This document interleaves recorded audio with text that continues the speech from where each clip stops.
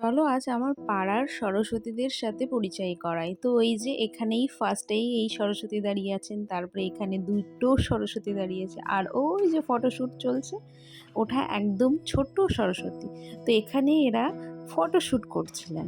এবার তার মধ্যে আমি কিছু ভিডিও ক্লিপও নিয়ে নিয়েছি, এক এক রকম ভাবে দাঁড়িয়ে বলছে পিপি ছবি তুলে দাও।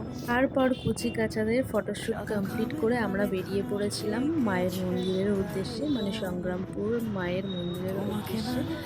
তারপর ওখানে আমরা কিছুক্ষণ সময় কাটিয়েছি, চলো তোমাদের সঙ্গে সবটাই শেয়ার করবো। আসলে আমাদের আজকে ইচ্ছাই ছিল কাছাকাছি থাকবো আর মাকে একটু দর্শন করে আসবো।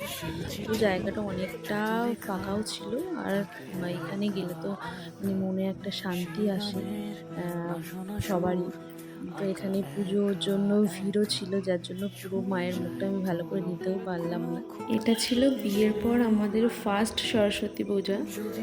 গত বছর আমাদের এই সরস্বতী পূজার দিনে ছিল আমাদের বউ ভাত।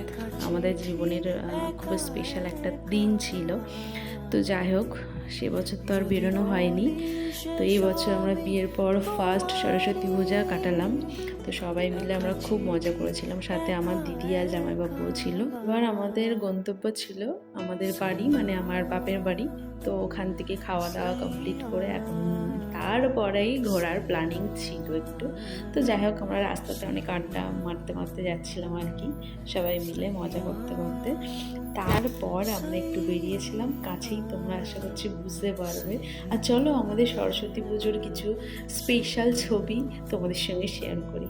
তো আজকের মতো টাটা। তোমাদের সবার সরস্বতী পুজো কেমন কাটলো অবশ্যই জানিও, আর আমাদের সবাইকে কেমন লাগছে অবশ্যই জানিও। তো টাটা।